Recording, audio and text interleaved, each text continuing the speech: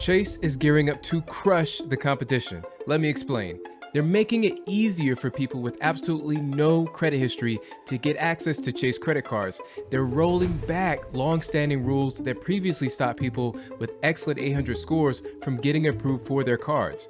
And they're finally giving you more information about what you actually qualify for so you don't end up leaving money on the table. This brings me to the fact that Chase has relaxed the 524 rule somewhat. So the 524 rule means that Chase will not approve you for any new cards if they see that you've been approved for 5 or more cards within the last 24 months. But it seems like they've been relaxing that quite a bit. As you can see right here, there are quite a few data points online of people being approved for the card despite being over 524 limit. There's so many reports over the last few months. I would say back since like December with the Chase Ink cards, I saw multiple reports starting back then, and that even drew me in there to apply for an 8 business card, even though I was way over 524 at the time.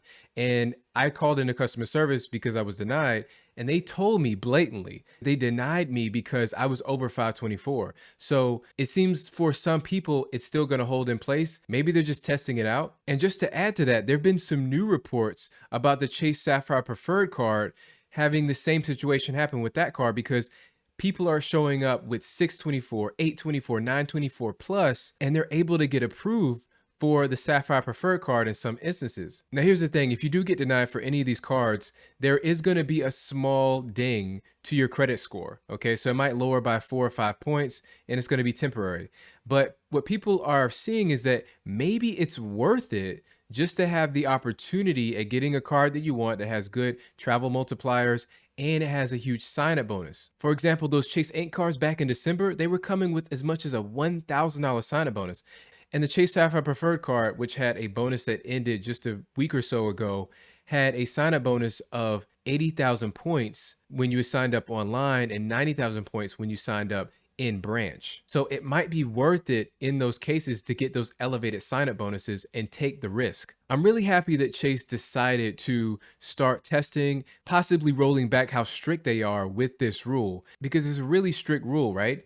And people have been finding that they have to sign up for Chase cards early in their credit card journey just to secure those cards and get that trifecta going before they can sign up for other cards that they really want and they would get a lot of value from. The best way I've found to beat the 524 status is to get a pre-approval either in-app in the Just For You section, or to get pre-approved when you're in branch. And so if you see that data point that you're actually pre-approved, then it's pretty much a go and you can go for that card with full confidence. So I think it's a really good move by Chase if they do in fact roll back the 524 rule, because it's just gonna make it more accessible for so many more cardholders that are eager to get into the Chase card ecosystem. Next, we gotta talk about the Freedom Rise card. It just launched a day or two ago, and this is a big deal. Chase is finally coming out with a product that has a defined path to get into the Chase ecosystem and get approved for their cards. So here it is, the Chase Freedom Rise card. Start building credit, and it earns 1.5% cash back on all purchases. It even gives you tips on how to increase your approval chances. Having a Chase checking account with a balance of at least $250 will increase your chances of getting this card. You even get $25 for enrolling in automatic payments. That's like a sign-up bonus, guys. And to help you build even more, they're offering a credit limit increase after 6 months of usage of good performance. And of course, there's no annual fee. So I just want to draw your attention right here. It says best for new credit. So you really want to hang on that detail. It's not going to be for people trying to rebuild and repair credit. They're really marketing towards people with new to credit. So anybody that's been unbanked, they don't have any sort of score that's been generated for them, but they don't really have bad history either. So they don't want to invite people with bad credit history. They just want people that haven't proven themselves yet. It would have been nice for Chase to find a way to maybe come out with a secured card just to cover all those bases for people that want to rebuild and maybe give them a second and third chance. But listen, this is still a step in the right direction and really giving them some parity with the other credit card issuers on the market. So this is a great move by Chase as well. And so many Chase customers have told me that this next update is by far the most important. Chase is allowing credit limit increases without a hard credit pull. So back in March, Chase sent out an internal memo to bankers confirming that no credit pull is done for credit limit increase requests. And it's irrespective of whether they are requested via the app or any other platform. Chase will even go as far as to show you within the app, usually in the Just For You section, of what card and the limit that is available to you. They'll even show you a credit limit increase sometimes on the card that you already have. But if they don't show you that, you can still go within the app or online on your desktop and apply for a credit limit increase with confidence that you won't suffer a hard credit pull. And this just makes sense, right? Because you really shouldn't be punished for requesting a limit increase with your own bank. You've already had good performance. You've shown them that you deserve the limit increase. You've paid on time. You've invested. You've put money into a bank account with Chase. Like, you really shouldn't be put into a worse position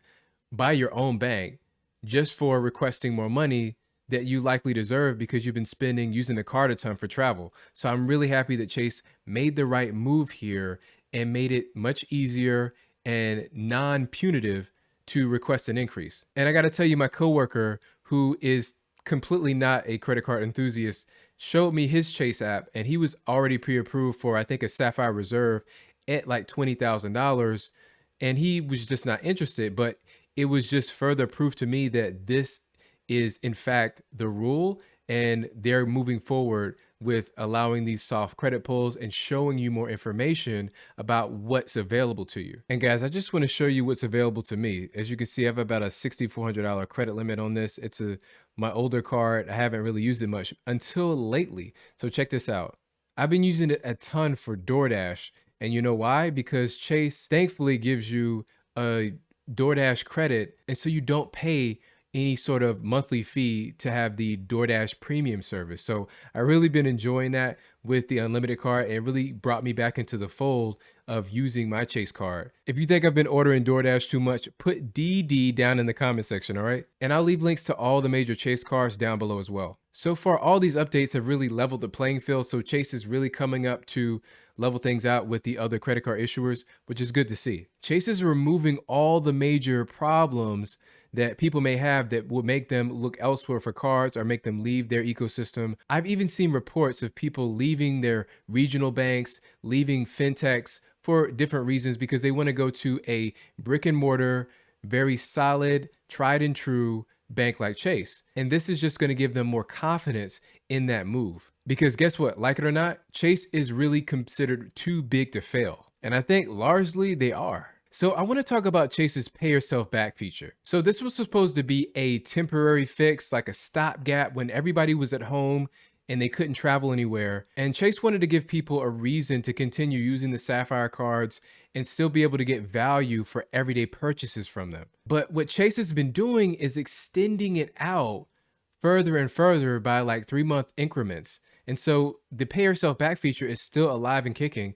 And here's what you can get. Okay, so for the reserve card, you're getting 1.25 cents per point for redeeming for groceries, gas, and the annual membership. And that's going to be through June 30th, and charities. And then for the Freedom Flex and Freedom Unlimited, you're getting 1.25 cents per point for charities alone, and that's through December 31st of this year. The pay yourself back feature even extends to the Ink cards and to some of their co-branded cards like the Southwest card. So even though pay yourself back has not been made a permanent feature, for most intents and purposes, it's been relatively permanent. And it makes the preferred card pretty viable for some of these everyday purchases that some people complain about it doesn't cover. So even if you just have the preferred card, you'll still be able to redeem it for some of these everyday purchases that everybody has. And let's talk bonuses. Chase has really been doing a number, cranking out these high sign-up bonuses every 3 months. So this is what they had for the Ink cards. So the Ink Business Premier card had a sign-up bonus of $1,000, and that was back at the end of December. I mean, that's just massive. This is why I wanted to get in the door with one of these Ink cards, because who can pass that up? This is actually 100% of their historical high. So this matches the highest sign-up bonus that they've ever had. So Chase currently is offering some of their highest bonuses at this current time. And if you look at what they were offering for the preferred card, the Sapphire preferred card was offering 80,000 point bonus And that was up until maybe like 2 weeks ago. And the in branch was up until just a few days ago, and they were offering 90,000 points. So Chase is doing a great job of giving people a really good reason to step in the door and sign up for their card, because they're immediately going to get hit with a nice valuable bonus. So when you add up all these strategic moves that Chase is making, I think you can make a really good case that Chase will extend their lead. They will hold their lead and extend it further in the near future.